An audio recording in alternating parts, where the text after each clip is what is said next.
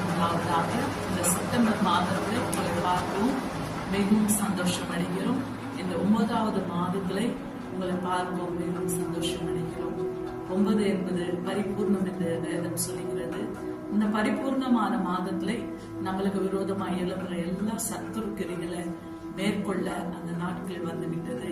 கர்த்தராகிய ஆண்டவர் சத்துருவின் கிரிகளை, வண்ணாந்தரமான வாழ்க்கையை, சீர்கெட்டு போன வாழ்க்கையை, போராட்டங்கள் பிரச்சனைகள் நிறைந்த வாழ்க்கையை, பிசாசின் கட்டளை கட்டப்பட்டிருக்கிற வாழ்க்கையை மேற்கொள்ளுகிற வல்லமையை கொடுக்கிற தெய்வம். இந்த நாளிலே கர்த்தராகிய ஆண்டவர் வேத வசனத்தை கொண்டு, வார்த்தை கொண்டு நம்ம இடத்துல பேச விரும்புகிறார். உபாகம் 1 அதிகாரம் 30-31 வசனத்தை நம்ம தியானித்து பார்க்கையில், கர்த்தராகிய ஆண்டவர் இஸ்ரேல் மக்களை அவர் நடிப்பிப்பதற்காக அவர் எப்படி அவங்களுக்கு முன்பதாக சென்றாரோ, அவங்களுக்கு விரோதமா எழும்புற சத்ருவின் கிரிகளை எதிர்த்து நிற்க போராடி யுத்தம் செய்கிற தேவன் என்று வேதம் சொல்லுகிறது. இந்த இடத்துல ஆங்கிலத்துல நம்ம தியானித்து பார்க்கும் போது Deuteronomy chapter 1 verse 30 and 31 says, "The Lord your God who goes before you will himself fight for you." அவர் தாமே நம்மளுக்கு விரோதமா எழும்புற சத்துருகளுக்கு முன்பதாக நின்று நம்ம பட்சத்துல யுத்தம் செய்ய அவர் வல்லவராயிருக்கிறார். ஏன்னா வேதத்துல தெளிவா எழுதப்பட்டிருக்கிறது, கர்த்தர் உன் பட்சத்துல யுத்தம் செய்வார். இன்னைக்கு அநேக போராட்டங்கள், துன்பங்கள், பாடுகள்னால் நம்ம நிரப்பப்பட்டிருக்கிறேன்.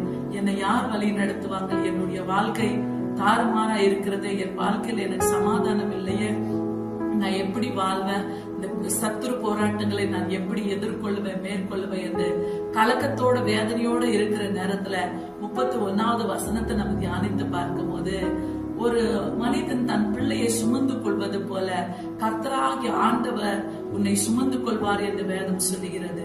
Deuteronomy chapter 1 verse 31 says, "I will carry you in my arms just like a father carries a child." ஒரு சில நேரத்துல அப்பா நம்மள நடக்க வச்சு எங்கேயாவது வெளியே கூட்டின்னு போகும்போது நம்ம அப்பா இடத்துல சொல்லுவோம், அப்பா என் கால் பயங்கரமா வலிக்குதுப்பா சொன்ன உடனே இந்த உலக பிரகாரமான அப்பாவை பிள்ளைக்கு கால் வலிக்குதுன்னு அவங்க தூக்கிவாங்க. அதே மாதிரி அதை பார்க்கிலும் மேன்மையான கர்த்தரை நம்ம ஆராதிக்கிறோம். சேனைகளின் கர்த்தர் அவர் என்ன சொல்றார்? உன் தகப்பன் உன்னை சுமப்பது போல நான் உன்னை சுமப்பேன் சொல்றார். இந்த உலக பிரகாரமான தகப்பன் தன் பிள்ளையை எப்படி சுமந்து கொள்றாரோ, நான் உன்னை சுமந்து கொண்டு உன் வாழ்வு நாள் முழுவதும் நான் உன்னை வழி நடத்துவேன் சொல்றார். I will carry you in my arms just like a father carries a child. ஒரு தகப்பன் சுமப்பது போல நான் உன்னை சுமந்து கொள்வேன்.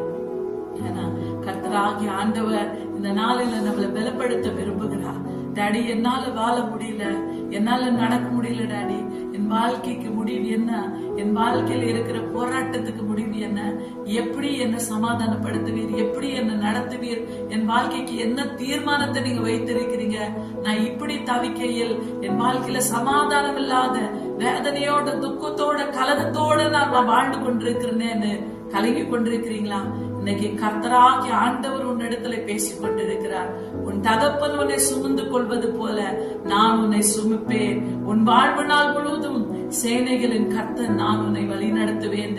கர்த்தராகிய ஆண்டவர் ஆணையிட்டு உன் இடத்துல பேசிக் கொண்டிருக்கிறார். அன்பு சகோதரிய சகோதரன், ஆண்டவராகிய கர்த்தர் வார்த்தையை கொண்டு நம்ம இடத்துல பேசிக் கொண்டிருக்கிறார்.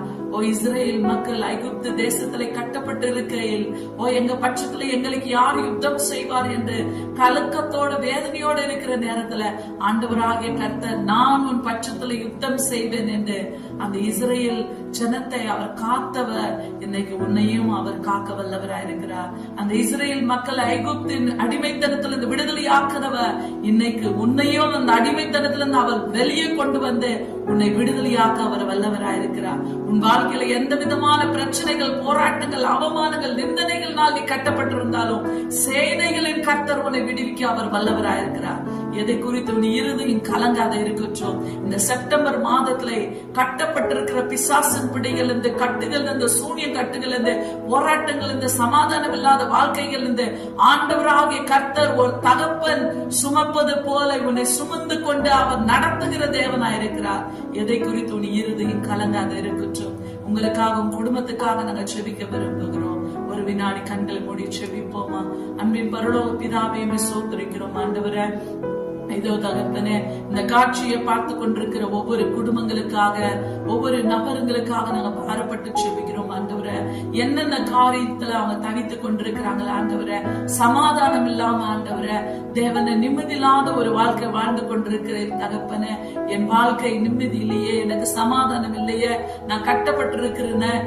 என் வாழ்க்கையில பயங்கரமான போராட்டங்கள், நிம்மதியில்லாத காரியங்கள், சண்டை, போராட்டங்கள், அவமானங்கள், பண நெருக்கடி, நிம்மதியில்லாத காரியத்துல நான் வாழ்ந்து கொண்டிருக்கேன். சேனைகளின் கர்த்தர் என்னை வழி நடத்துவார் என்ற அந்த நம்பிக்கை ஆண்டவரே ஒருபோதும் வெட்கப்பட்டு நிறுத்தாத ஆண்டவரே. என தகப்பனே, அநேக காரியத்தில் ஆண்டவரே ராஜா நாங்க கட்டப்பட்டிருக்கையில் தகப்பனே நீங்க விடுவிக்க வல்லவரா இருக்கிறீங்க என்று விசுவாசிக்கிறோம் ஆண்டவரே. இஸ்ரேல் மக்கள் ஆண்டவரே தேவனை பயங்கரமான வண்ணாந்தரமான வாழ்க்கையிலிருந்து வெளியே கொண்டு வந்த தேவன், அதே தேவன் உன் வாழ்க்கையில வண்ணாந்தரமான ஒரு போராட்டமா, இனி வழியே இல்லையா, இனி சமாதானமே இல்லையா, இனி எனக்கு ஒரு வழி ஆண்டவர் தருப்பார் என்ற சந்தேகத்தோடு நீ வாழ்ந்து கொண்டிருக்கிறியா, இனி எனக்கு ஒரு சந்தோஷம் இருக்கிறதா என்று கலங்கி கொண்டிருக்கிறியா, இன்னைக்கு சேனைகளின் கர்த்தர் உன்னிடத்துல பேசிக் கொண்டிருக்கிறார். ஒரு தகப்பன் சுமப்பது போல அவர் உன்னை சுமந்து உன்னை நடத்துகிற தேவனா இருக்கிறார். பரிசுத்த ஆவியானவரே, இந்த புதிய மாதத்துல நீங்க கொடுத்த அதிகாரத்தை கொண்டு அந்த சராசரத்தை படித்தேன் தேவனுடைய நாமத்தினால் நீங்க கொடுத்த அதிகாரத்தை கொண்டு பிதா குமாரன் பரிசுத்த ஆவியின் நாமத்தினால் ஒவ்வொரு குடும்பங்களை நீ ஆசீர்வதிப்பீராக ராஜா. இந்த காட்சியை பார்த்து கொண்டிருக்க ஒவ்வொரு பிள்ளைங்களை உடைய பாதத்திலே அர்ப்பணித்து இயேசு கிறிஸ்து நேற்று நாமத்தினால் செபிக்கிறோம் ஜீவனுள்ள நல்ல பிதாவே. ஆமென். Praise the Lord. God bless you.